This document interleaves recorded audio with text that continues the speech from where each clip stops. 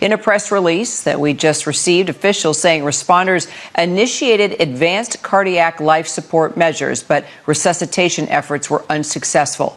The official cause and manner of death is still pending. It was just months ago the actress known for her roles in shows like Heroes and Nashville. I don't even know where to start to process what just happened, because I have spent the last 48 hours staring at emergency dispatch reports and reading through old courtroom filings and watching clips of a woman who literally spent her entire existence trying to survive an industry that refused to protect her. And just when I think I have come to terms with the tragedy of it all, another heartbreaking detail is revealed, and I am back to square one with tears in my eyes and a knot in my stomach. This is your girl Lidia, and I've been sitting on this for 2 days and can't take it anymore. Because we're talking about Hayden Panettiere. We are talking about the beloved star of Heroes, of Nashville, of Remember the Titans, a woman who grew up right before our eyes on television screens all over the world, and whose passing on August 16th, 2026, at just 36 years old in South Carolina, has left the whole entertainment world in complete and utter shock. Because when the news hit that Sunday afternoon, no one wanted to believe it. People thought it was just another sick internet hoax. But then, official statements began leaking out of the Greenville County coroner's office and local police department. About 1:51 in the afternoon, emergency responders received a priority 911 call about an unresponsive female in cardiac arrest at an apartment. Paramedics arrived and started advanced life-saving measures, including emergency medication. But despite their desperate efforts, Hayden was pronounced no longer with us at 2:31 in the afternoon, just 5 days before her 37th birthday. And what makes this whole thing so incredibly painful, and frankly what has the commentariat in an absolute frenzy, are the circumstances and the people who were in that room. Because Hayden was in South Carolina with her on-again, off-again boyfriend, Brian Hickerson, and his brother, Zach. Official police incident reports state that Zach was the one who found Hayden in the living room and called for help while Brian was asleep in another room. Reports say that when officers arrived on scene, they located emergency Narcan on a mattress, and Brian allegedly gave responding officers a bag of prescription medications that Hayden had been taking. So now, before we get into the deeper layers of this story, let me lay out the official facts for you, 100% clear. The Greenville County coroner conducted a preliminary autopsy and has officially ruled out any evidence of physical trauma or foul play. The official cause and manner of her passing are still pending the results of extensive toxicology tests, which officials say could take 4 to 8 weeks to complete. So the dispatch audio did say suspected medical emergency, but we don't have final medical conclusions on that yet. But as soon as the name Brian Hickerson was brought up in relation to this tragedy, the internet went crazy. And if you know the history between these two, you know exactly why people are responding with such deep distress and rage. Because you have to understand the nightmare that Hayden has been living through for the last 8 years. Brian Hickerson entered her life around 2018, shortly after she broke up with her ex-fiancé, world heavyweight boxing champion Vladimir Klitschko, with whom she shares her beloved 11-year-old daughter Kaya. And very quickly, that relationship with Brian developed into a frightening, documented cycle of severe domestic mistreatment. In May 2019, Brian was arrested for felony domestic mistreatment in Los Angeles after police saw visible red marks and bruises on Hayden's neck and body.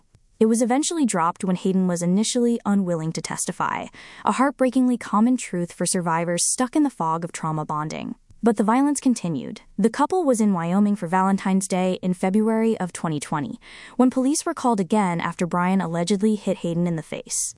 Months later, in July of 2020, Brian was arrested in California on multiple felony charges, including assault with a deadly weapon, following a string of horrific violent altercations. Hayden bravely stepped up, got a restraining order, and worked with prosecutors.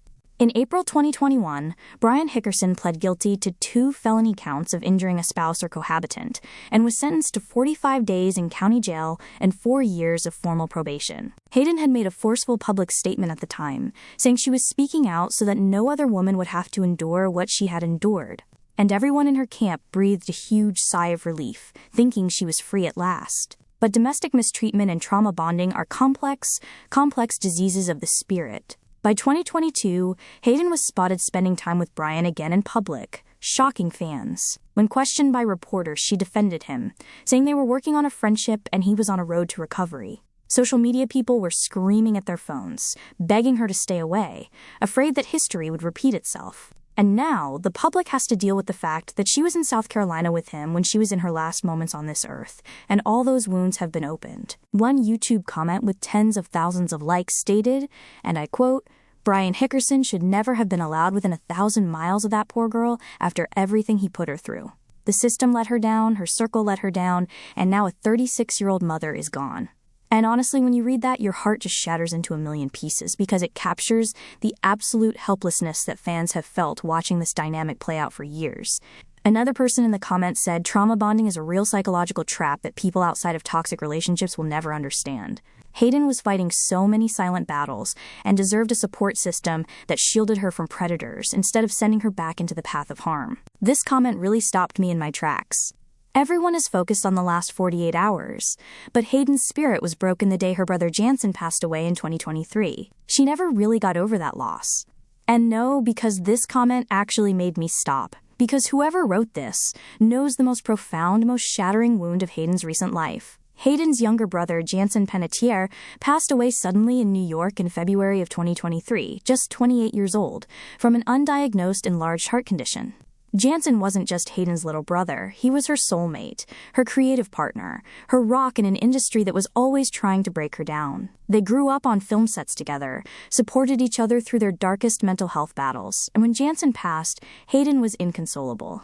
In her first emotional television interview since Jansen's passing, Hayden sat down with Good Morning America with tears in her eyes, wearing a special pendant around her neck, and said when Jansen left this world, he took a giant piece of her own soul with him. She told of waking up every single morning and having to re-remember the agonizing reality that her baby brother was not there at the other end of the telephone.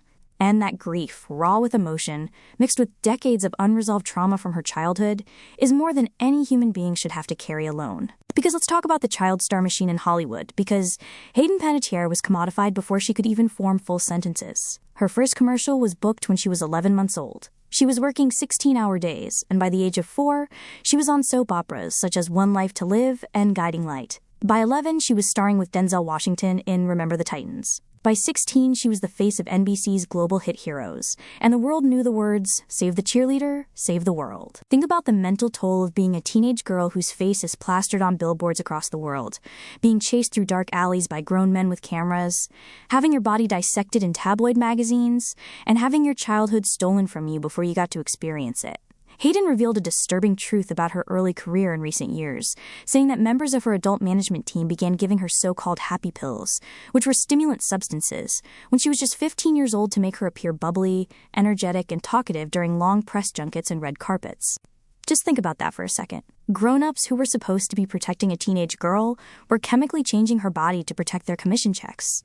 That led to a devastating 20-year struggle with substance dependency and severe anxiety that plagued her throughout her adult life. She starred as Juliette Barnes on Nashville and gave brilliant Golden Globe-nominated performances.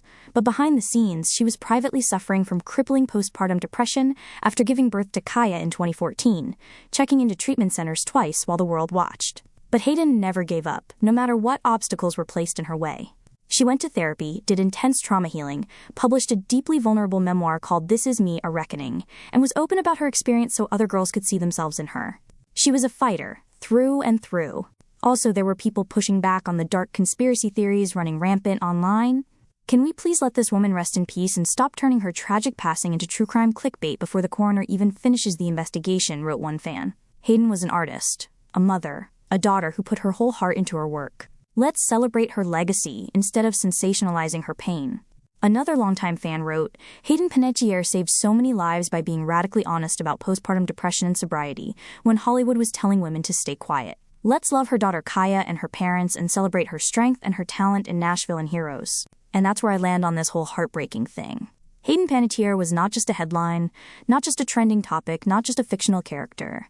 She was a deeply loving, delicate, extraordinarily gifted human being who suffered unthinkable exploitation from a young age, who survived domestic terror, who carried the heaviest grief after the loss of her beloved brother, and who attempted with every fiber of her being to build a peaceful life. Her daughter Kaya, only 11 years old and living abroad with Vladimir, has now lost her mother. Now her parents have lost both their children in just 3 short years. This is the kind of family heartbreak that cannot be put into words.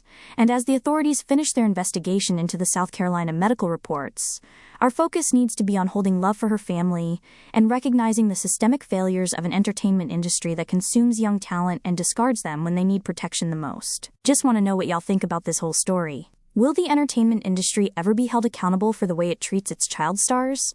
Or will these tragic warning signs continue to be ignored? What do you make of the unanswered questions about her last days in South Carolina? This one has really broke my heart, so leave your thoughts and tributes in the comments below.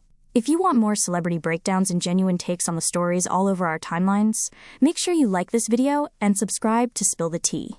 I'm out, but the tea isn't.